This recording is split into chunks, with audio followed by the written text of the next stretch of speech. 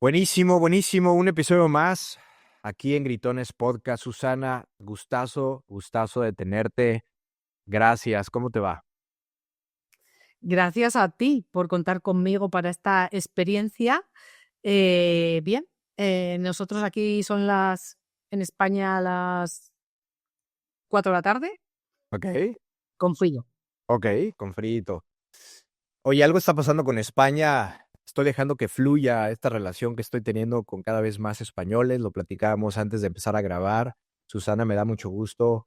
Hay una atracción, hay un magnetismo con España y México. Algo está ahí sucediendo. Entonces, bueno, vamos a ver hasta dónde topa, hasta dónde nos lleva esto. Y quiero estrenar este episodio con la frase ni de coña. ¿Qué significa para ti? Ni de coña. Pues mi vida ha sido un ni de coña constante. Mm. O sea, era resistencia al cambio por sistema. Ni de coña a todo lo que se me proponía. Luego ya me lo pensaba e iba avanzando.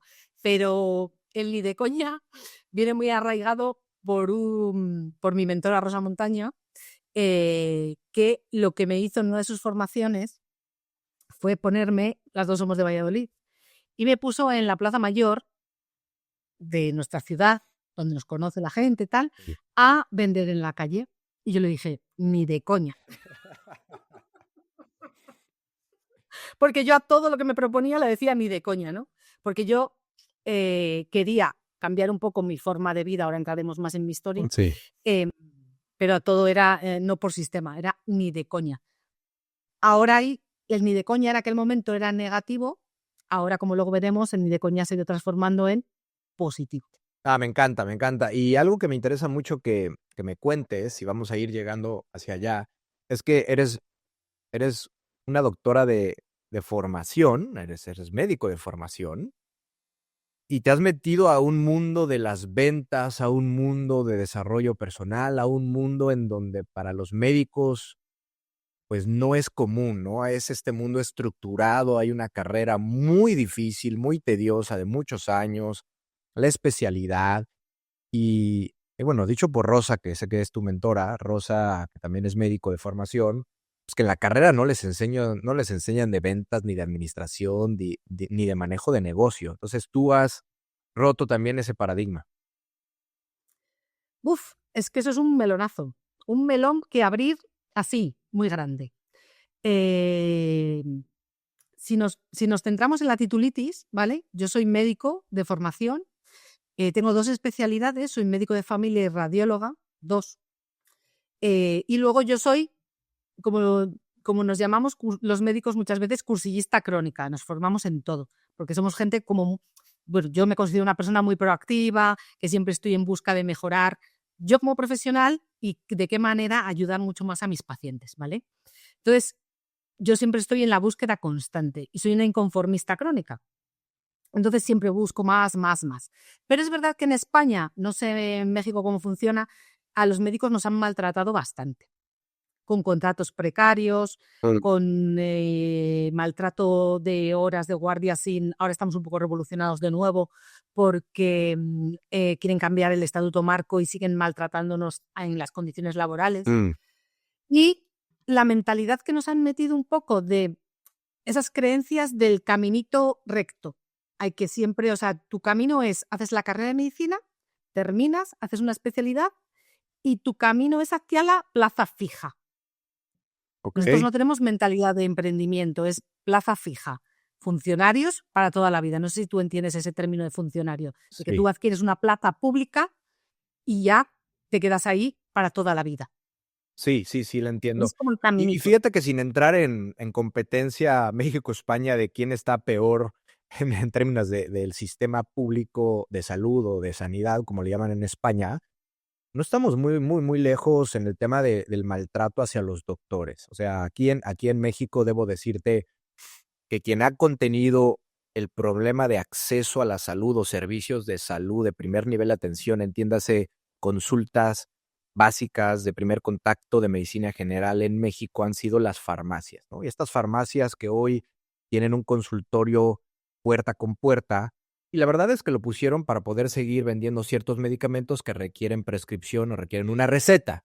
Pero el core business de una farmacia es vender medicina, es la realidad.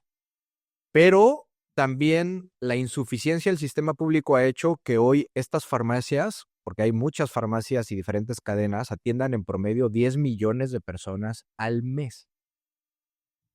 O sea, es Madre una mía. locura de cantidad de personas que atienden estas farmacias.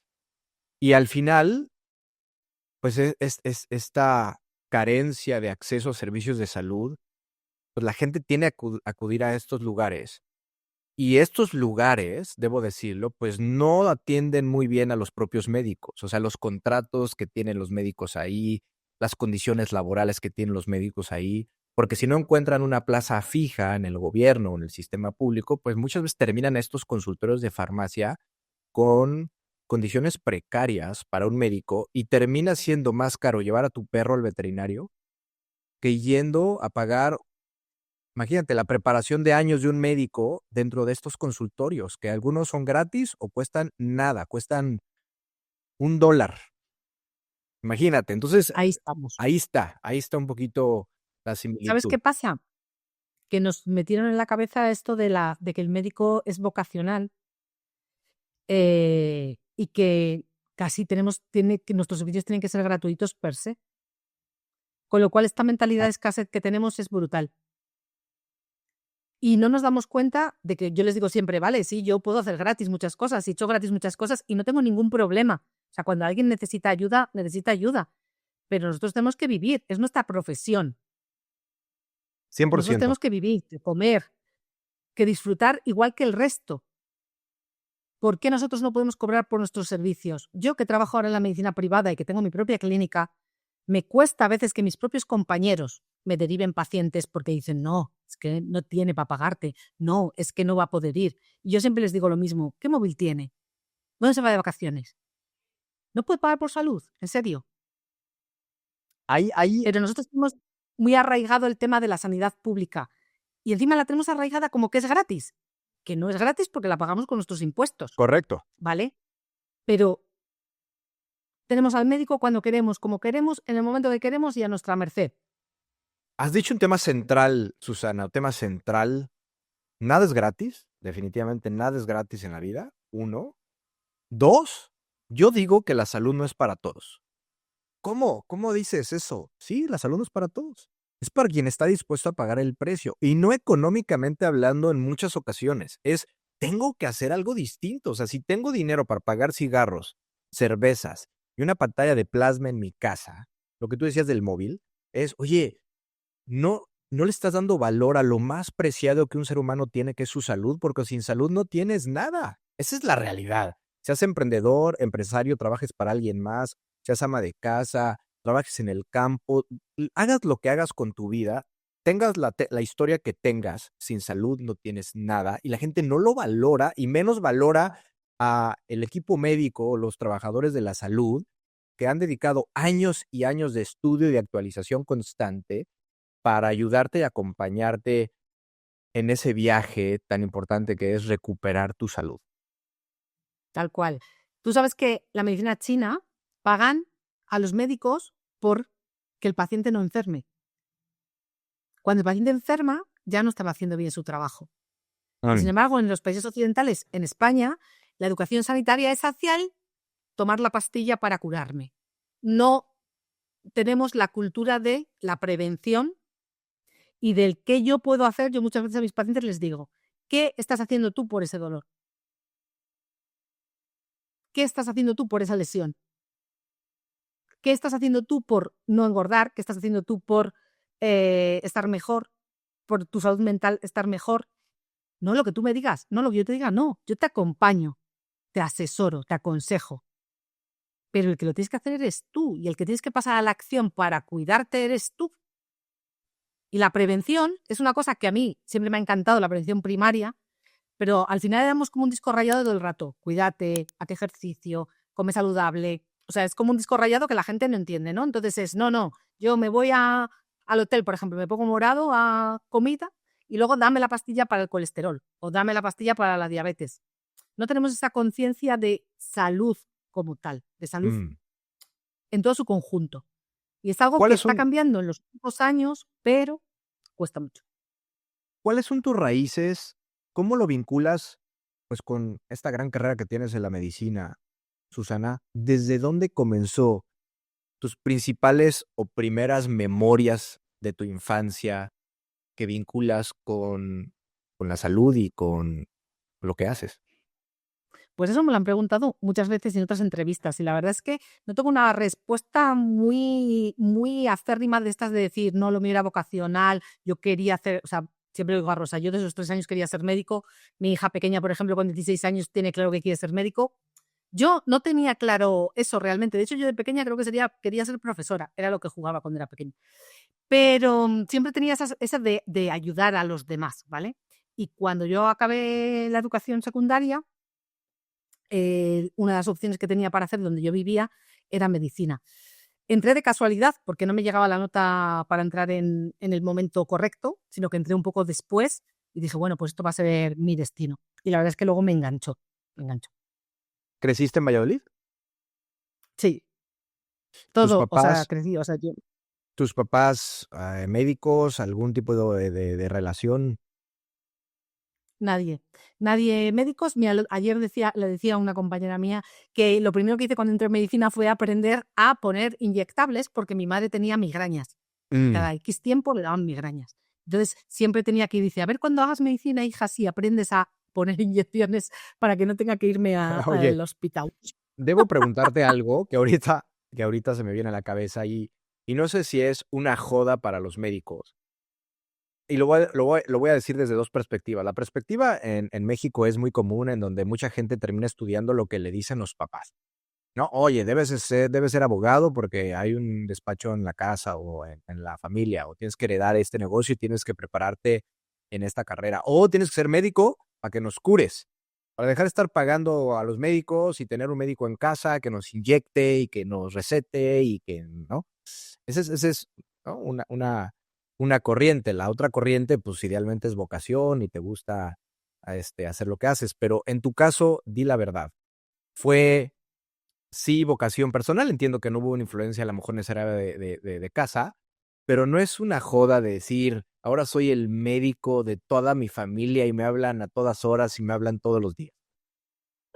Bueno, o sea, no te puedes hacer una idea, a veces lo coñazo que puede llegar a ser, obviamente, porque en cualquier foro en el que tú estés, sea familiar o de amigos o de networking, en cuanto alguien sabe que eres médico, es como, oye, y siempre tienen esa pregunta disponible para que tú Sí. se lo soluciones.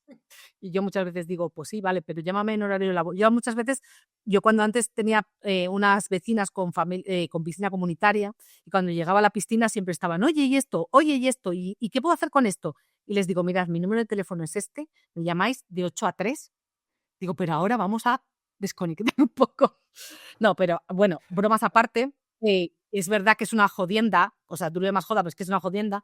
Pero, Sí. por ejemplo, eso lo dicen mis hijas. Mis hijas ahora, que una quiere estudiar medicina, dice, sí, sí, mamá, yo quiero ser médico porque yo que como soy médico y les abro las puertas cuando tenemos alguna enfermedad o algo, pues al final conoces a la gente, ¿no? Y es como, pues como cuando uno trabaja en Renfe o en Iberia o, ¿no? O sea, que tiene ciertos privilegios o ciertas ventajas. Dicen, yo quiero ser médico porque así luego cuando necesitemos algo, pues estoy yo allí para ayudar. En mi caso, nadie me obligó a ser médico. No, sí que es verdad que estaba esa sensación de mi madre enferma que presionaba un poco, pero no me sentí presionada en ningún momento.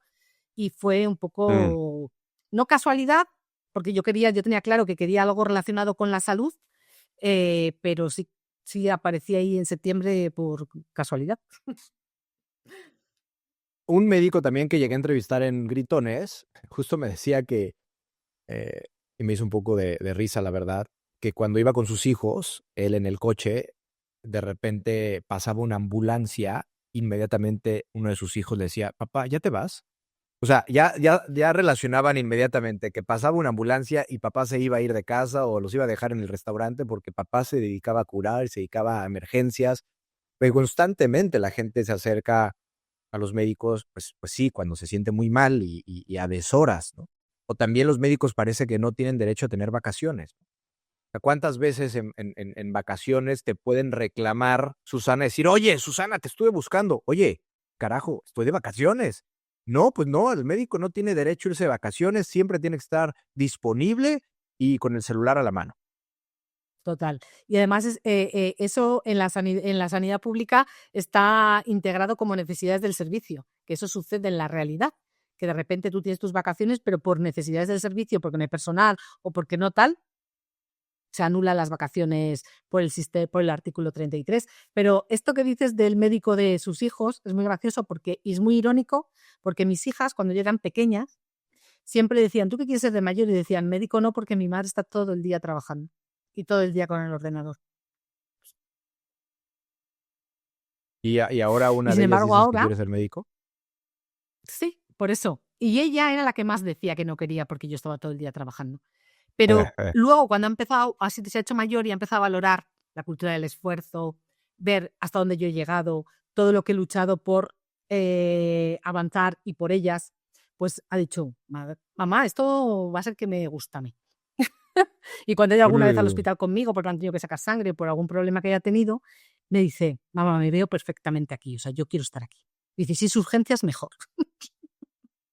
¿Qué influencia ha tenido lo que viviste en casa de pequeña en tu vida adulta?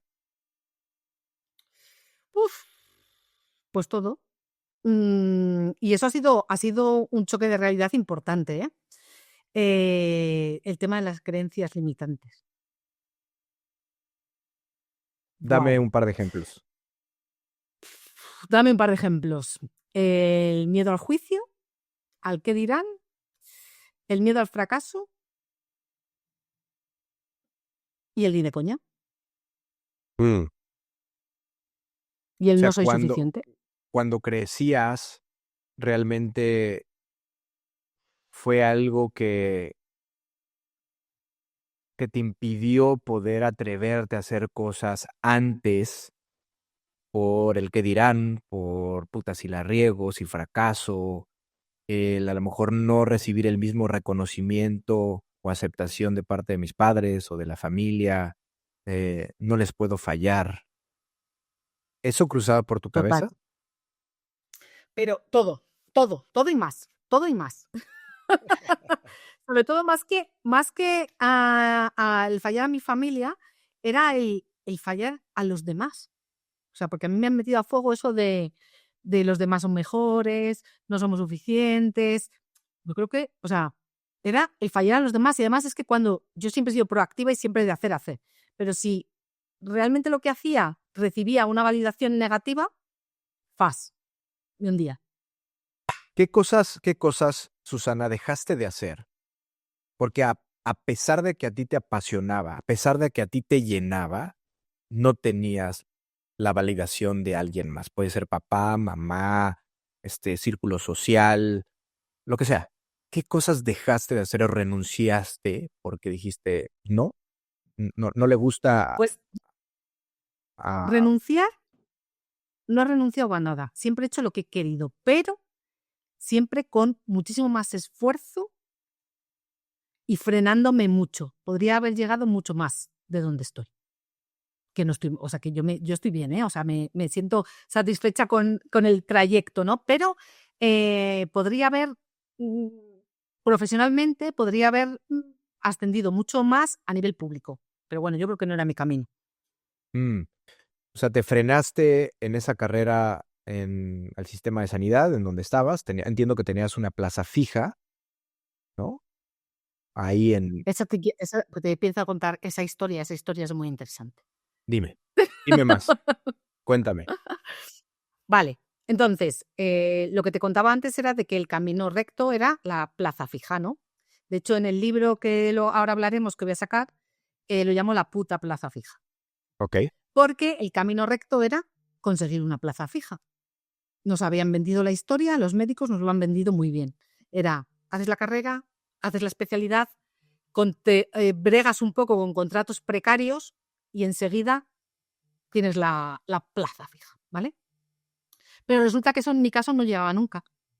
Yo hice medicina de familia Y lo único que eran contratos concatenados.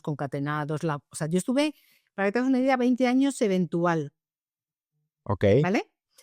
Entonces, llegó un momento en que no daba más el tema y es que no había manera de conseguir algo fijo, que yo me presenté a una segunda especialidad. Y a esa segunda especialidad me presenté por tener 4 años, que era lo que duraba el MIR, 4 años de trabajo continuado, donde tenías derecho a tus vacaciones, a tus bajas o a tus derechos laborales. ¿Cuál fue esa Y segunda a, una, especialidad, Susana? Primero, ¿cuál estudiaste y después cuál fue esta segunda especialidad? y a un trabajo digno. Primero hice médico de familia Ok. y después hice radiodiagnóstico, porque me dijeron que en radiodiagnóstico no hay radiólogos. De hecho, hay mucha escasez, tanto de médicos de familia como de radiólogos no hay a día de hoy, que iba a encontrar esa ansiada estabilidad laboral por la que yo peleaba y luchaba constantemente. Ya. Entonces, Y no llegaba a la plaza fija. empiezas de médico familiar, no jala la cosa, ¿no? Dices, oigan, pues necesito estabilidad económica, necesito vivir, y No, entonces es cuando era te... más estabilidad laboral que cuando tú trabajas, o sea, quiere decir que económicamente ibas cobrando a medida que ibas trabajando, pero Ya, era 8 de la mañana, Susana, a 50 kilómetros, Nochevieja, tal, Nochebuena, tal. O sea, quiere decir que era contratos de lunes a viernes, los fines de semana te daban de baja, o sea, en fin, ya, muy unos regular, contratos. muy irregular y mucha falta de estabilidad en los contratos que tenías. Entiendo, estos Correcto. contratos directamente con el gobierno, entiendo, con el sistema Sí, con el sistema sanitario público, en España. con el sistema público. Ok, Sí. sistema público. Entonces, bueno, decides ir por la segunda especialidad que toma 4 años. ¿Cuánto te tomó Eso es. toda tu preparación desde que iniciaste la carrera de medicina hasta que te convertiste en radiólogo? ¿A cuántos años eso? A radiólogo. Sí, Pues desde el 1992 empecé la carrera de medicina y 2014 acabé rayos. okey. Desde Pero 2000, estuve trabajando, o sea, hice médico claro, de familia, trabajé unos cuantos años claro, con contratos precarios y okey, luego hice la ya, segunda especialidad. Entonces, al empezar la segunda especialidad, me encontré con un ambiente muy hostil, ¿vale? Porque la radiología es una especialidad donde los médicos que cogen esa especialidad normalmente no quieren trato con el paciente. Y yo era una persona mucho más extrovertida, ya venía de trabajar en otro sitio. Bueno, me encontré con un ambiente muy hostil. Y además, luego un jefe de servicio que me maltrató bastante.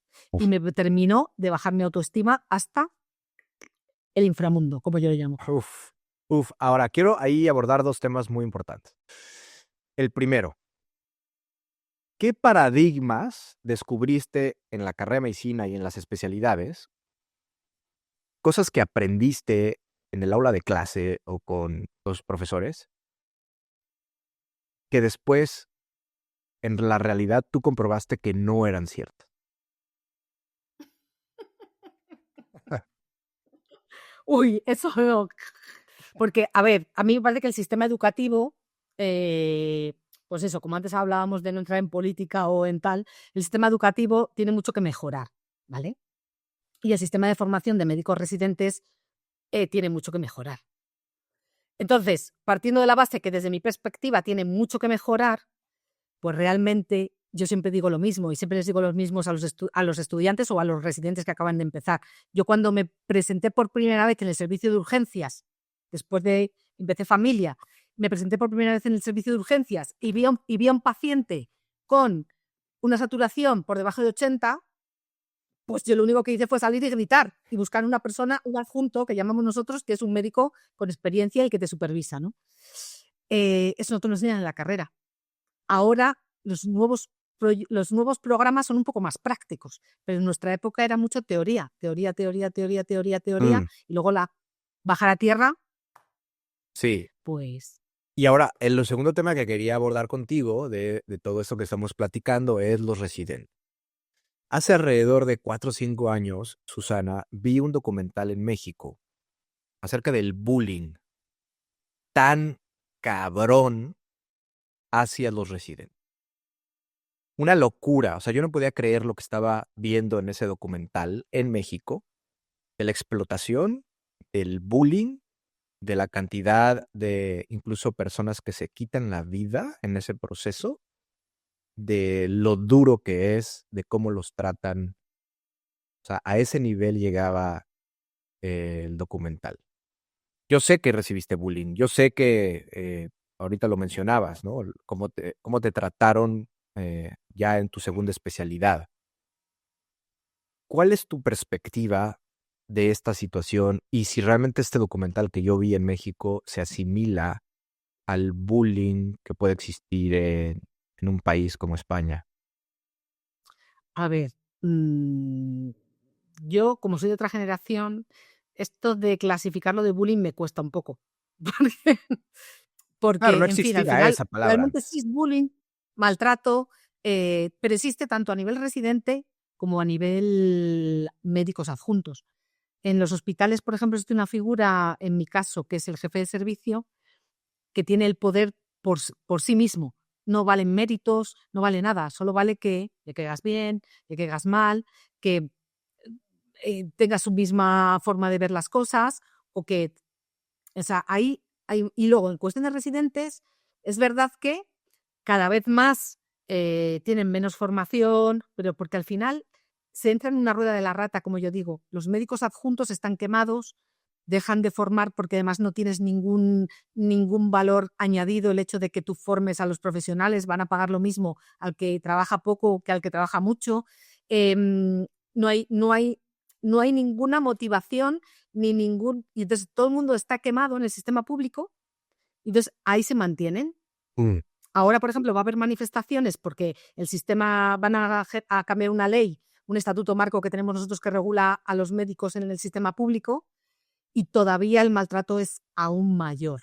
Nos quieren obligar, a los jefes de servicio les obligan a exclusividad, no les dejan trabajar en la privada, bueno, una serie de cosas que hace que mucha gente a mí me esté preguntando, porque yo llevo fuera del sistema ya como 8 años, que todos me llaman muchos compañeros y me dicen: oye, Susana, ¿qué tenemos que hacer para salir del sistema?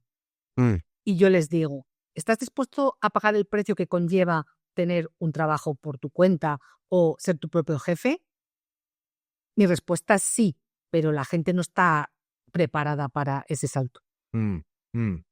Sí, yo siempre me he preguntado, ¿cómo es posible que un oficio tan importante como el ser médico, especialista o no, que pase tantas horas sin dormir, con un nivel de burnout increíble y que tenga que tomar decisiones de urgencia o críticas en el momento? O sea, ¿cómo es posible? A mí me cuesta mucho trabajo pensar eso, Susana. Es como si te subes un avión, ¿no?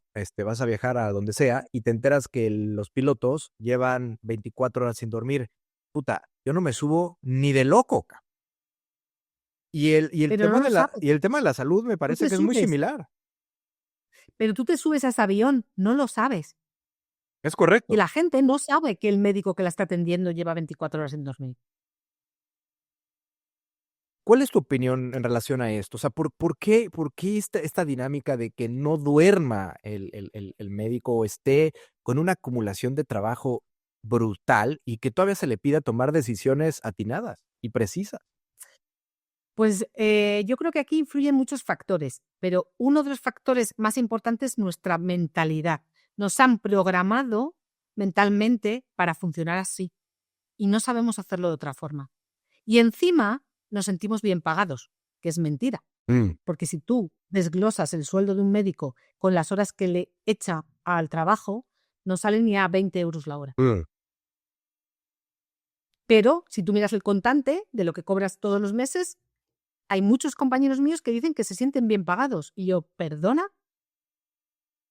De toda la formación es como, por ejemplo, yo te pongo un ejemplo. Puedo tardar en hacer una ecografía 15 minutos. Dicen: bueno, si no pasa nada, hazla, que no tardas nada. Digo, ¿que no tardo nada? No tardo nada porque llevo muchos años detrás Claro. estudiando y practicando horas y horas para que ahora en 15 minutos pueda hacer esta prueba y pueda diagnosticarte. Pero 100%. eso nosotros mismos no lo valoramos, porque nuestra carga emocional y nuestra mochila de piedras ha sido que es lo que tenemos que hacer. Mm, sí. Yo pensé que con el COVID las cosas iban a cambiar. y al contrario, maltratamos más otra vez a los profesionales sanitarios. Sí, yo también pensé que con la pandemia iba a haber cambios estructurales, no los veo, la verdad, y por eso decidí emprender en la salud. Este podcast no es acerca de mí, definitivamente, pero tú sabes que estoy involucrado en un emprendimiento en salud en México. Y quiero retomar tu historia justo en el tema de la especialidad como radióloga. ¿Qué quieres decir con la frase mi travesía hacia la medicina de verdad? Mi travesía, vale, te cuento. Al ser médico de familia, la medicina de familia es una especialidad mucho más clínica, ¿vale? Y la radiología es mucho más técnica, o sea, es tema de hacer ecografías, escáner, o sea, es un complemento perfecto, porque por un lado está la clínica y por otro lado está el diagnóstico por imagen, ¿no? Entonces, yo me sentía atrapada cuando yo hacía radiodiagnóstico, porque yo veía al paciente, sabía lo que tenía que hacer para solucionar su problema, pero el médico que le tenía que ver para darle el resultado lo mismo le veía dentro de 6 meses. Y a mí eso me parecía totalmente incongruente e incoherente, porque yo sabía lo que tenía, yo podía decirle lo que tenía que hacer para solucionar su problema. Entonces, cuando yo salí del sistema, porque al final, después de tantos contratos concatenados, después del maltrato de mi jefe, me negaron un contrato de 2 meses cuando no había nadie detrás, o sea, no había nadie y me negaron. Entonces yo dije que lo quería, pero no tenía puesta una cruz en un papel. Entonces me dijeron que no. Yo fui a la gerencia regional, o sea, al sitio donde están los mandamases, y les dije, esto es una cámara oculta. Digo, porque soy médico de familia, radióloga. ¿No tenéis más en la lista? Y me estáis diciendo que no me deis un contrato corto. Y yo, ¿en serio? Y dije, hasta aquí he llegado. O sea, ya no me dais más por todos los sitios, porque ya el maltrato había sido terrible, ya no podía más. O sea, yo estaba en depresión profunda. Y entonces ahí ya me negué, me salí del sistema y ahí fue cuando monté mi clínica privada. Y ahí es cuando realmente yo auno la medicina de familia con la ecografía, sobre todo, que es lo que más me gusta porque es lo que más contacto con el paciente tiene. Entonces, desde que entra hasta que sale, yo le hago todo el proceso. Ahí Y si nuevamente, yo no puedo ahí nuevamente viene darle el tratamiento, yo ahí meto mi cuchara rápido para no cortarte la inspiración, Susana, pero hoy creo que ahí es cuando empieza a cambiar la frase ni de coña a un enfoque positivo. ahí empieza, o sea, ahí pasa de el ni de coña hago esto a ni de coña trabajo más en el sistema público, ni de coña dejo a mi familia de lado, ni de coña exprimo mi vida por dedicársela a alguien que al final lo único que ha hecho ha sido maltratarme. Entonces, el ni de coña ya es, ahora ya elijo yo cómo, cuándo, dónde y de qué manera. Y la vida, claro, o sea, el no tener que esperar de nadie, el no tener que demostrar a los demás nada. Porque claro, a mí me habían dicho que yo no valía. O sea, a mí ese jefe me dijo que no valía para nada. Entonces yo me pasaba la vida demostrándoles que yo era capaz y que yo valía. Porque obviamente soy capaz y valgo. Como dice Lucía, mi pediatra, soy fuerte, poderosa y capaz.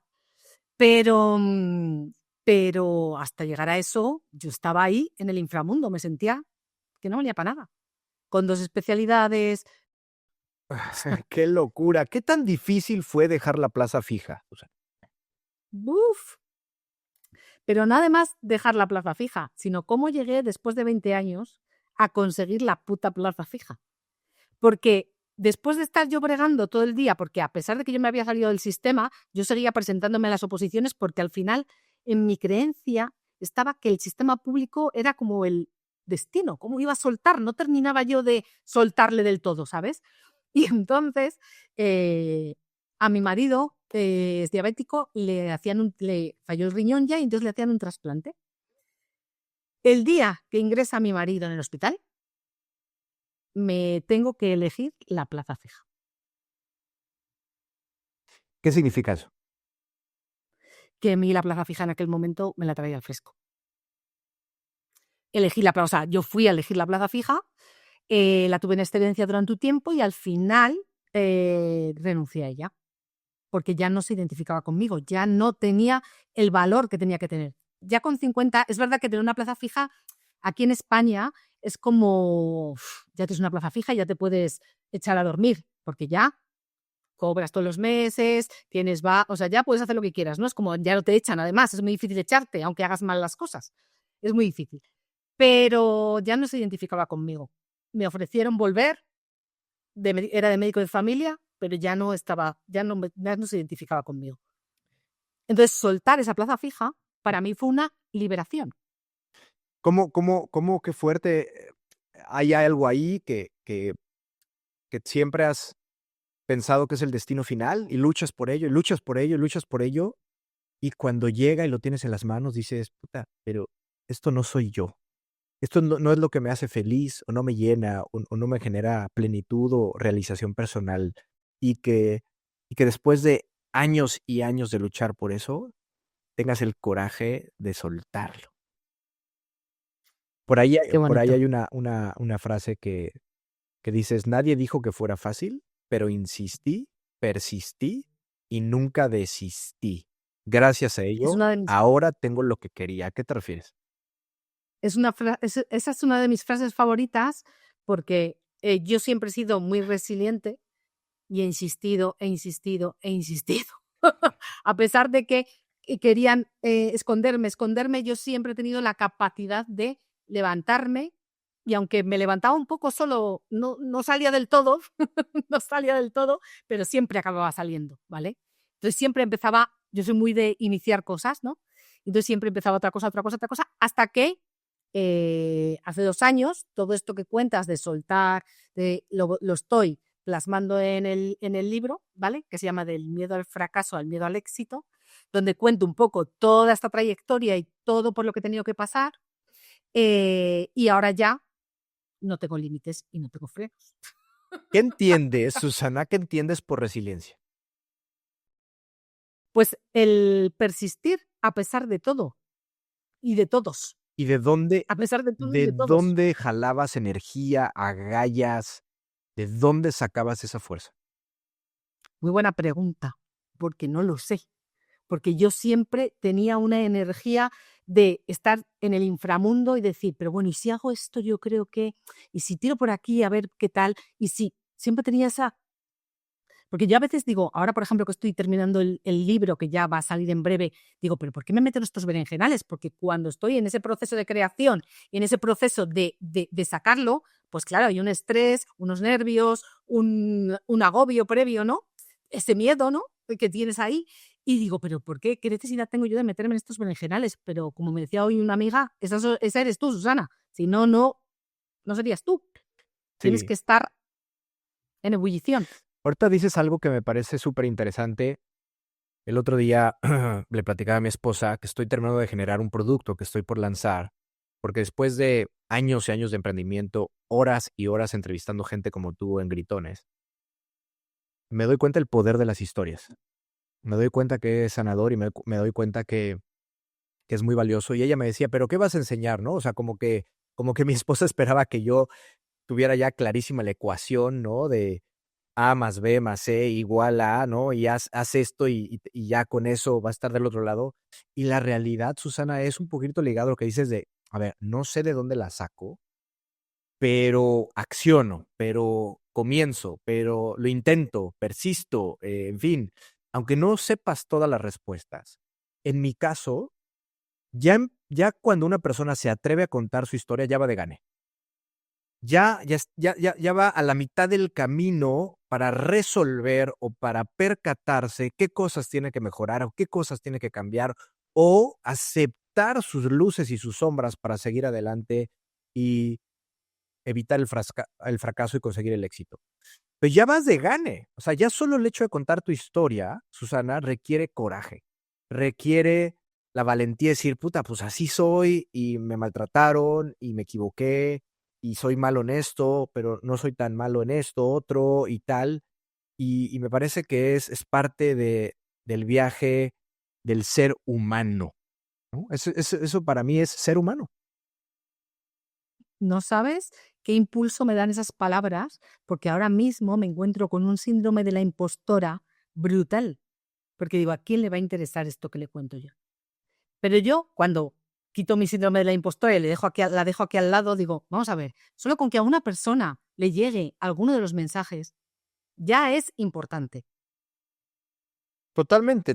ya vale. Te voy a decir algo que también para tu beneficio he validado en horas y horas y y muchísimos invitados en el podcast, que haya algunas personas que me han dicho, oye, Braulio, pero yo no tengo mucho que decir. O sea, ¿de qué voy a hablar? Como si nuestra vida fuera poca cosa, como si 20, 30, 40, 50 años de vida fueran poca cosa. Todos somos historias con patas. Todos hemos tenido momentos de resiliencia, me digas lo que me digas. Por eso se llama Gritones el podcast, porque viene la palabra grit, G-R-I-T, grit, ¿no? Que es una combinación de determinación, resiliencia, perseverancia, persistencia, esta palabra en inglés. Y me sorprende que la gente siga pensando así y que lo entiendo también, o sea, no es juicio, Susana, pero yo lo que les digo Ujú. es, date la oportunidad de contar tu historia. Yo te voy a acompañar, como tú lo haces con tus pacientes, Susana, yo te voy a acompañar. Atrévete a contar tu historia y te vas a sorprender cuando escuches el episodio y una persona que te escuche, empezando por Braulio Filoteo, que ya te está escuchando, o sea, que ya ganamos, o sea, ya ganamos, pero te vas a sorprender la cantidad de vidas que vas a tocar y es sanador. Así que eh, la verdad que quería compartírtelo porque es algo común que me sigue diciendo los invitados y son historias, tú puedes escoger cualquier historia de cualquier episodio del podcast y es increíble la cantidad de enseñanzas, experiencias, derrotas y victorias que puedes encontrar ahí, que te relacionas y que te pueden ayudar de una u otra manera. Total. Mis, Fíjate, hace un mes o así dimos una charla en una cosa que en un club que hicimos que era PI, que era Diálogos en Clave de Pino, y había que dar una charla, yo di una charla sobre mi historia. Y me hizo mucha gracia porque cuando acabé la exposición, vino una chica, de las que había como 75 personas, una cosa así, a pedirme perdón. Me dice, te tengo que pedir perdón, Susana. Yo, ¿por qué me tienes que pedir perdón, mujer? Dice, porque me has llegado al corazón, dice, y la imagen que dabas es totalmente diferente. Dice, te había juzgado negativo. Pues en negativo, en plan, pues esta viene de como más diva, más tal, o sea, siempre yo doy un aspecto así un poco más de como imposición, ¿no? Y me hizo mucha gracia eso, uno, y luego otros mensajes de, no sé, si eres inspiración, pues eso te empuja y te ayuda a decir, pues si lo que cuento hay a gente que le interesa, pues vamos a ello, que tenemos muchas cosas que contar, Mm. porque esa experiencia que tú traes en tu mochila puede ayudar a mucha gente. Sí, no tienes que ser rockstar y aparecer en todas las portadas de revistas y ser una celebridad en lo absoluto. Para mí todos somos genios, todos de diferente Correcto. forma. Incluso tus pacientes dicen y te describen como alguien con un trato cercano, humano, profesional, es muy dedicada, que valora el tiempo que ocupas en cada uno de ellos. Y para ti es lo más importante. ¿Por qué? Eso, fíjate, eso es una de las cosas que más me llena, que más me llena. O sea, el hecho de todas las opiniones que yo tengo de mis pacientes, de cómo valoran lo que yo hago, eso sí que es toda la recompensa a todo este maltrato que he tenido durante años, porque realmente disfruto y me encanta ayudar a la gente. Es verdad que además ahora muchos pacientes están, como la sanidad pública está un poco quebrada, están bastante, yo digo desahuciados. Pero bueno, pues es esto de que hablamos de persistir, de que hay que resetearse en algún momento de la vida. Yo lo llamo un poco el reseteo, ¿no? Hay veces en que tocas fondo y necesitas empezar de cero. Entonces, eso lo manifiestas muchas veces con síntomas físicos. Entonces, la gente viene con dolores que lleva mucho tiempo sin resolver, no sabe por dónde va, pero está mal psicológicamente también, no saben identificarlo. En la sanidad donde van a los médicos no tienen tiempo para escucharles. Hay una rueda ahí, entonces llegan a mí y de repente se sienten, porque claro, bien haces una ecografía conmigo, pero acaban casi en terapia. Sí, sí, sí, sí, no lo dudo. Ahora, Con lo déjame, cual, déjame preguntarte algo rápido, porque creo que es un nivel de empatía superior que puedes lograr con tus pacientes, pero Susana, ¿cuántas veces ha tocado fondo? ¿cuántas veces yo he tocado fondo? Pues una de las más significativas fue cuando este jefe me maltrató y me echó del sistema. Esa fue una de las que yo toqué fondo, pero sinceramente el jefe vino a salvarme la vida. No vino, Mm, realmente me maltrató, pero vino a salir a sacarme de ese sitio donde yo no tenía que estar y no me sentía que mm, formaba parte. mm. Ya venía de de mucho atrás. Ahí toqué fondo, ahí toqué fondo. Ese fue tocar fondo, uno a nivel profesional y a nivel físico, cuando estaba ya súper saturada de muchas cosas y me diagnosticaron 3 hernias discales cervicales, Uf, con las posturas, tal, no sé qué, y ahí tuve que resetearme durante un año entero con rehabilitación y demás. uf, uf, Esas uf. fueron así las dos más significativas. Este tema de la hernia discal, ¿qué tanto se lo ameritas a estrés, a temas emocionales? Eso es, yo más que a estrés, que también, es a años de estudio con malas posturas y la vida que llevas al final. Que no eres consciente, que no haces suficiente deporte, lo que yo ahora les transmito a mis pacientes. Claro, claro. Pero es que los médicos somos superhéroes y entonces no necesitamos hacer nada de eso. Sí necesitamos. Necesitamos cuidarnos nosotros primero para poder cuidar a los demás. Y eso no nos Uf, lo han enseñado. uf. Es como la mascarilla de los aviones, ¿no? Primero tienes que ponerte la mascarilla tú Correcto. y luego ponérsela al de al lado, ¿no? Aquí en Eso. México, en Latinoamérica, somos muy de cuidar a los tuyos.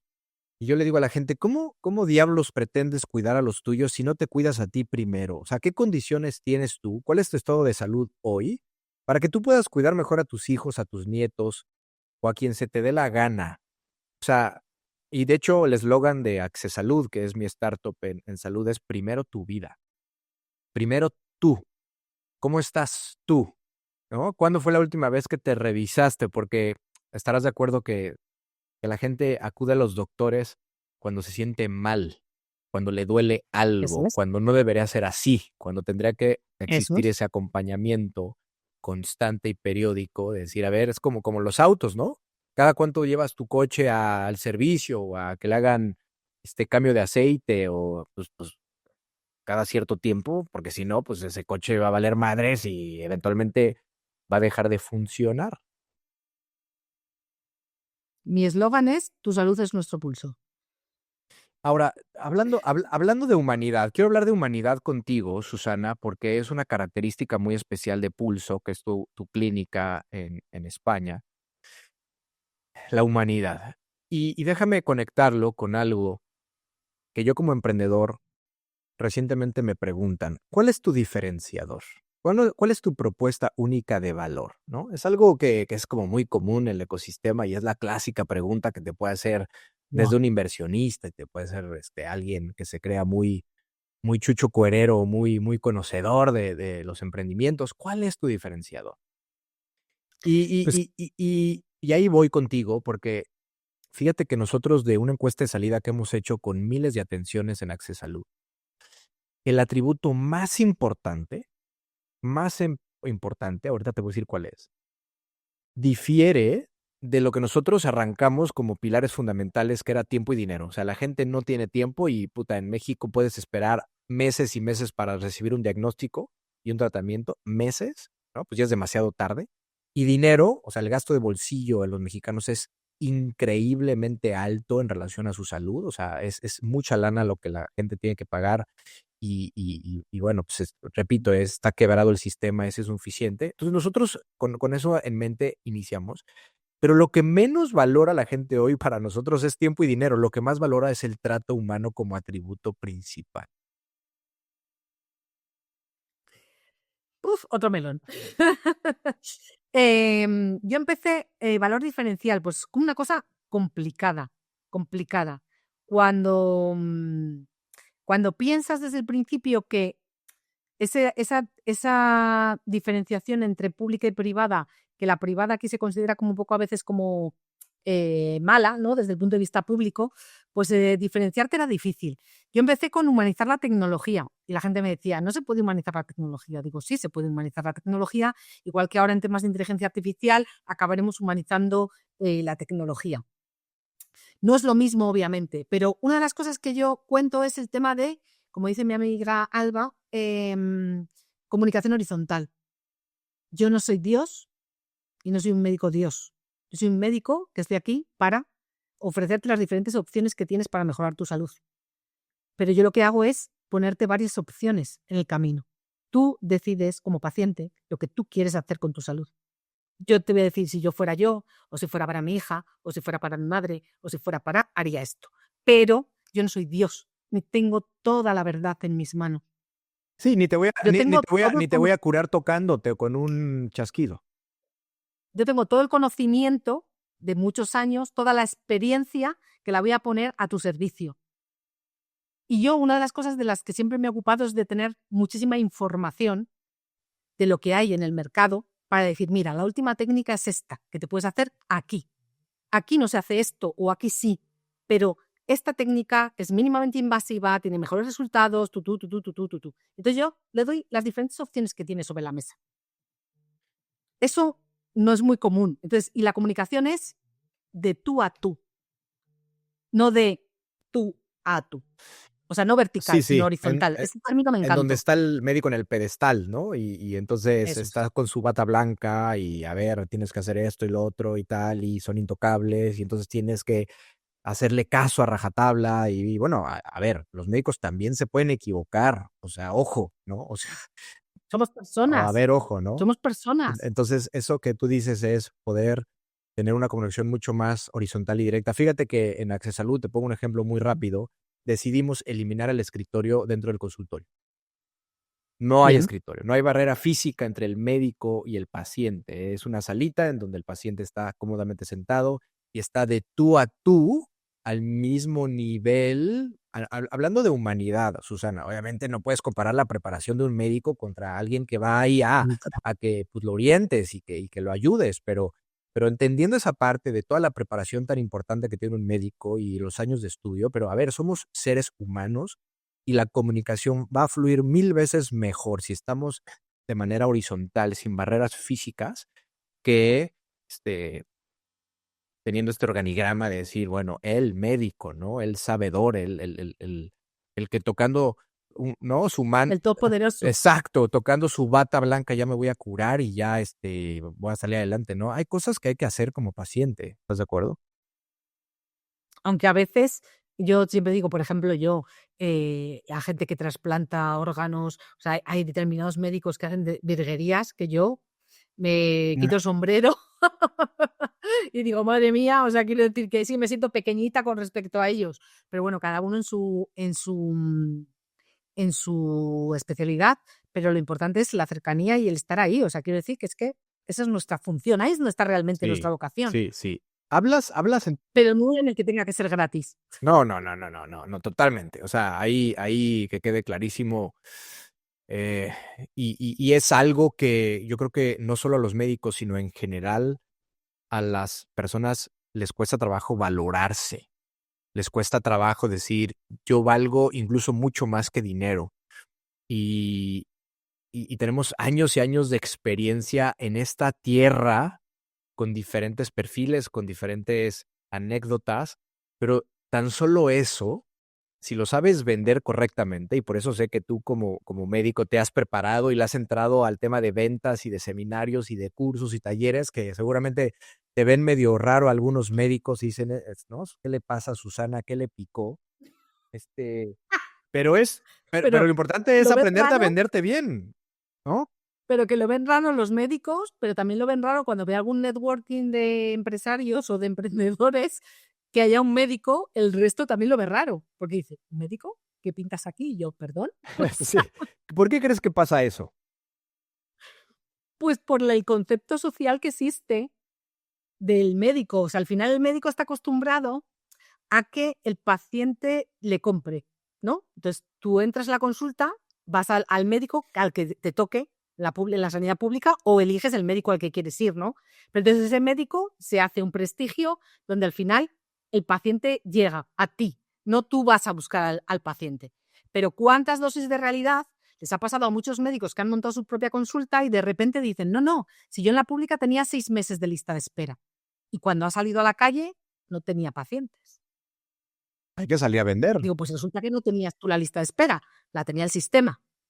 Pero cuando tú has decidido que fulanito de tal viene y tiene que pagar 100 euros por consulta o 150, no viene nadie, porque la gente en España no está acostumbrada a pagar por salud. Existen, sino otros seguros privados que también explotan a los médicos de otra manera. ¿Cómo lo hiciste tú, Susana? O sea, dices, muy bien, dejo la plaza fija, voy a emprender, voy a tener mi propia clínica, voy a humanizar la salud, voy a hacer esto y lo otro. ¿Cómo empiezas? O sea, este tema de en la sanidad tienes N cantidad de pacientes que ves todos los días y ahora empieza de cero. ¿Cómo se empieza? ¿Cómo se le hace? Pues a ver, yo tenía la gran suerte de que trabajo siempre en los dos sitios, en pública y privada, y trabajaba en otro hospital privado donde ahí trabajaba por cuenta ajena. Entonces, poco a poco fui preparándome para ser emprendedor. Empecé con ¿cómo se llama? Te dejan un local, el ayuntamiento de donde vives, te alquilan un local, o sea, te propones para que te dejen un local a mejor precio para empezar tu actividad empresarial.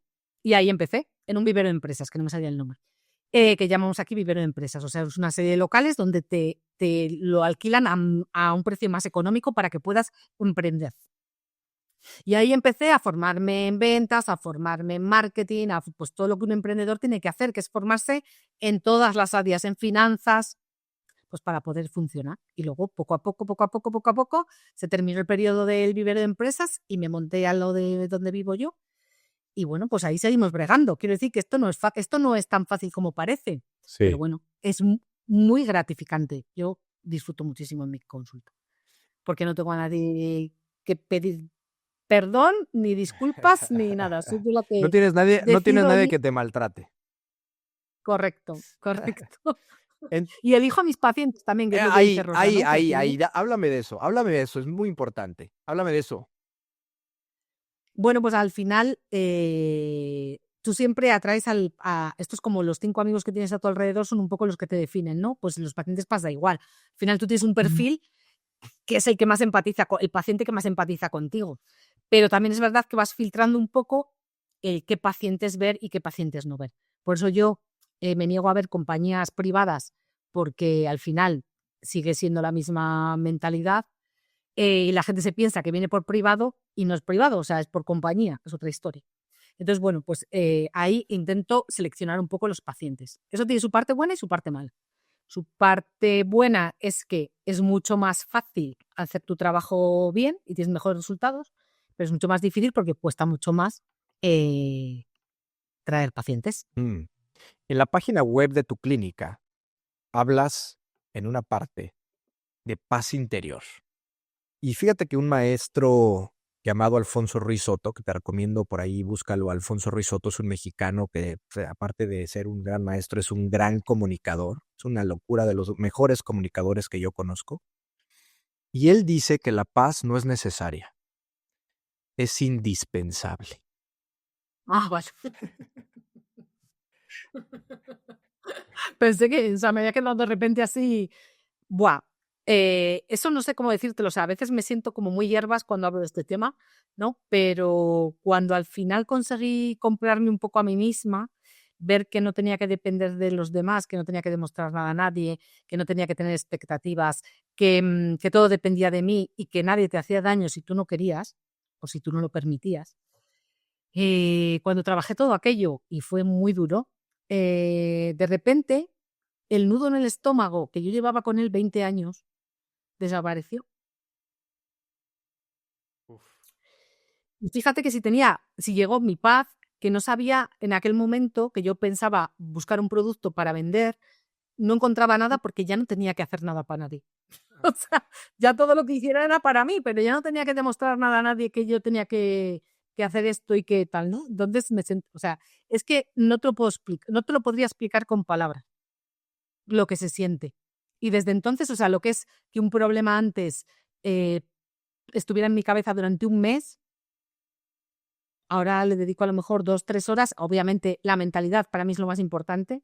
Hay que trabajar mentalidad todos los días, sí o sí. O sea, que si yo ahora a mis pacientes es trabaja la cabeza, trabaja el cuerpo y eso te va a hacer que vivas más tiempo y que por lo menos, o lo que vivas, lo vivas tranquilamente. Sí. Pero estar con el nudo del estómago ese y con esa ansiedad constante y ese bucle Sí. del pepito grillo aquí, pu, pu, pu, pu, pu, También eso es horrible. Alfonso dice que la paz no es pasividad, es No. accionar en dirección a la plenitud del ser, al individuo, a cómo te percibes a ti mismo, es arremangarte la camisa para construir, en tu caso, tu propia clínica. Pero dices que todos los días hay que trabajar y hay que hacer algo. ¿Tú qué haces todos los días para tener la mentalidad adecuada? ¿Qué haces? ¿Tienes alguna actividad? ¿Tienes alguna meditación? ¿Escribes?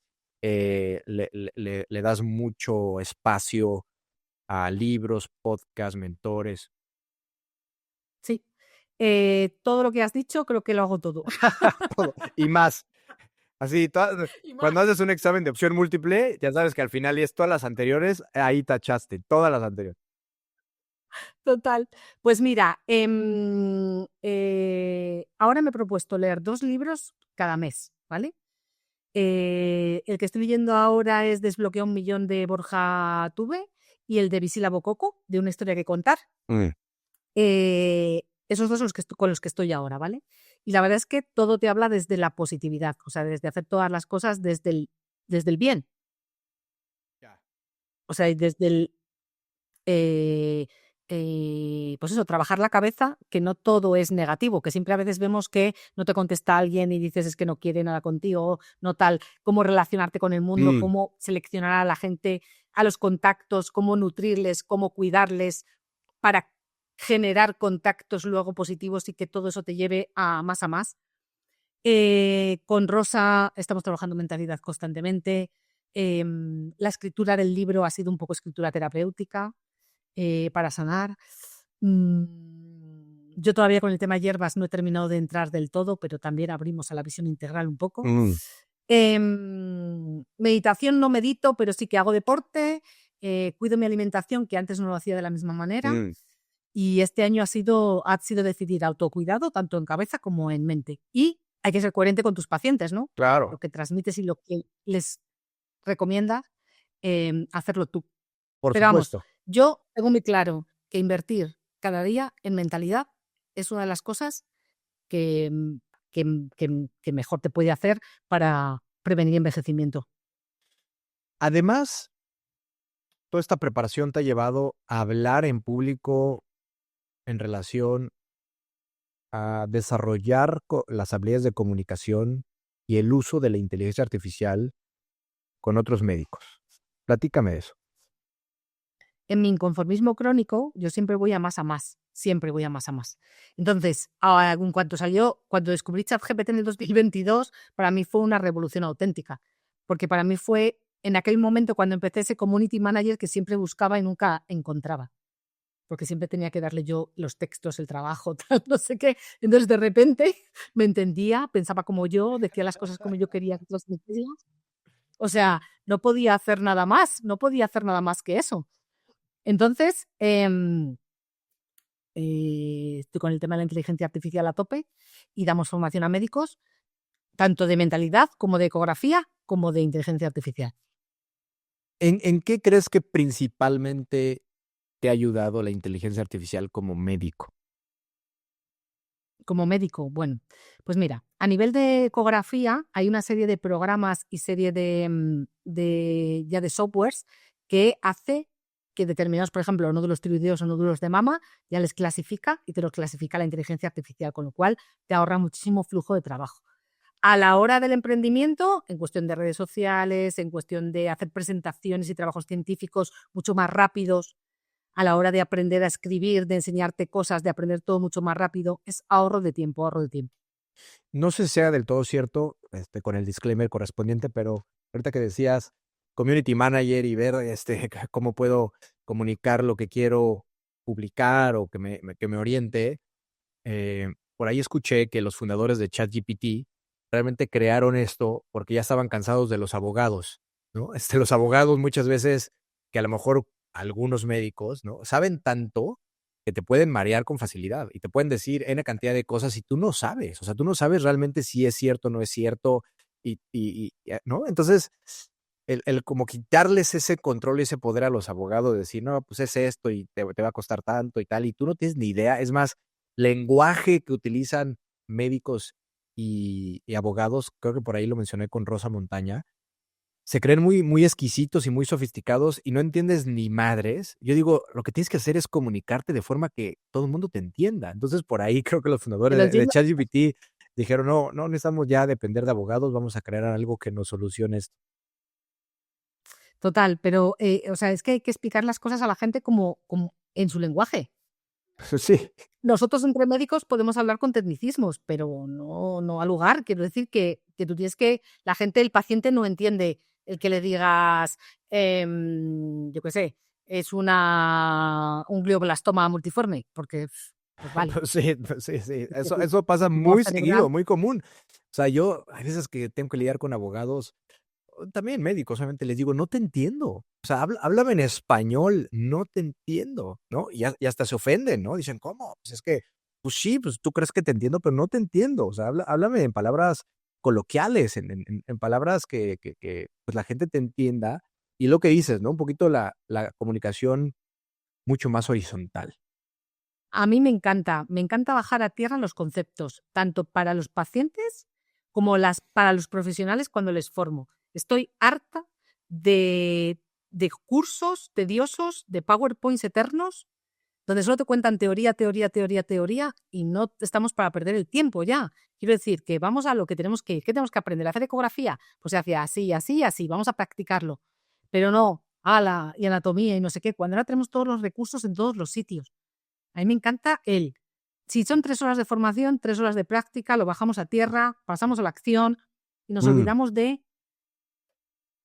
jornadas de fines de semana eternas, que, uf, joder, o sea, lo que tenemos que hacer es disfrutar de uf, la vida, sí. disfrutar de nuestra familia, disfrutar del ocio y disfrutar del trabajo, que a nosotros nos encanta disfrutar del trabajo, nos Si encanta. pudieras levantar ahorita Pero el teléfono, Susana, si pudieras levantar el teléfono y hablarle a Susana de la edad de 20 años, ¿qué le dirías?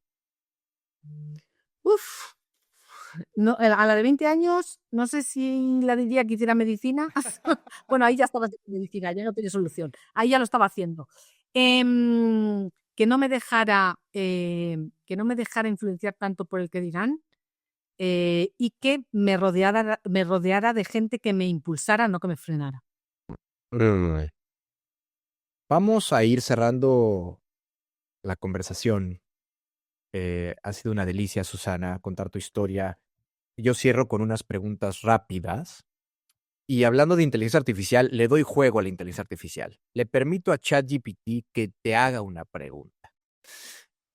Entonces, lo que Venga. necesito es que literalmente eh, me ayudes en dos cosas.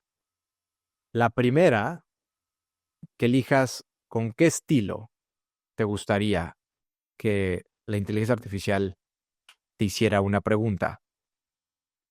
Y Informal. puede ser el estilo de un médico, el estilo de alguien que admires, el estilo de un mentor, el estilo de alguien que creas que la inteligencia artificial puede ubicar con facilidad. Y acerca de qué tema quieres que te pregunte. Tema de medicina, tema de paz interior, tema de deporte, tema de ni de coña, lo que tú quieras. Venga, venga, ni de coña. Ok. A ver, haz una pregunta a Susana. ¿Con qué estilo? ¿Informal? Pero puedes elegir el estilo de alguien que admires, alguien medianamente famoso. Uf. Em, Eso siempre me cuesta, ¿eh? Estilo de mentores. Ok, ok. Acerca de la frase ni de coña. A ver qué arroja. Susana, dejaste la plaza fija y montaste tu propio proyecto. Si hace unos años te hubieran dicho que harías esto, habrías soltado un ni de coña. ¿En qué momento ese ni de coña se convirtió en un, pues claro que sí? Pues la verdad es que eso tenía que haber tomado la decisión por mí misma, pero la tomé cuando me hicieron saltar al vacío, sin red. Entonces salté al vacío, pero me busqué mi red y mi red fue mi clínica. Platícame de un mal hábito que tengas. Procrastino muchas veces. ¿Qué estás haciendo ahorita al respecto? Eh, Nada. agendar, Seguir, seguir agendar procrastinando. productividad. agendar las cosas para que no se me olviden. A veces utilizo la técnica esta de Pomodoro de 25 descanso y dejarme fluir. Mm. Si procrastino, pues procrastino. ¿Qué, qué superpoder te gustaría tener? Buena pregunta. Pues el otro día hablando de esto, yo creo que uno de los que me gustaría tener, aunque la gente decía que no, pero es el ser invisible, pero no para que no te vean, sino para poder llegar a todos los sitios, a todos los rincones y ver lo que está oculto Mm, y que siempre la gente esconde sí. para ver todas las perspectivas. Sí, fíjate que en una fórmula de grid que estoy desarrollando que pretendo enseñar próximamente y lo voy a anunciar en redes sociales, justo yo hablo siempre de que en Gritones me gusta exponer el backstage de la gente, ¿no? Lo que hay detrás, o sea, puedes ver La trastienda. a la trastienda que habla Rosa Montaña también, pero este tema de, pues tú ves una fotografía o puedes ver una película o ves una imagen o ves lo que sea de una persona. La conoces en una reunión social si quieres, pero desconoces ese backstage. Total. Y también es que hay que aceptarlo. Hay que aceptar esa parte de todos nosotros, esas luces, pero también esas sombras, esa parte oscura que al final nos hace lo que somos. Pero lo mejor es ser transparente. A mí no me gusta esas personas que son, no me suele gustar esas personas que son de una manera a la galería y de otra manera en su vida personal, Mm, pero entiendo que mm. ¿De qué, a mí me gusta la gente de verdad, de qué estás agradecida, Susana? de todo. Es que no puedo quejarme. Sería injusto si me quejara de la vida que llevo, Si pudieras elegir hoy una cosa de la que estás muy agradecida, ¿cuál sería? de mi familia, mis hijas y mi marido. Mm, un gran saludo a tu familia. Pues ahí lo tienen, público inteligente y conocedor, Susana Manso García. Eres una genia, resiliente y apasionada. ¿Quieres compartir tus redes, algún dato de contacto? Mi Instagram es @susana.dra.manso o @pulsoecografía si quieres saber sobre salud. Y www.pulsosaludciecografía.com.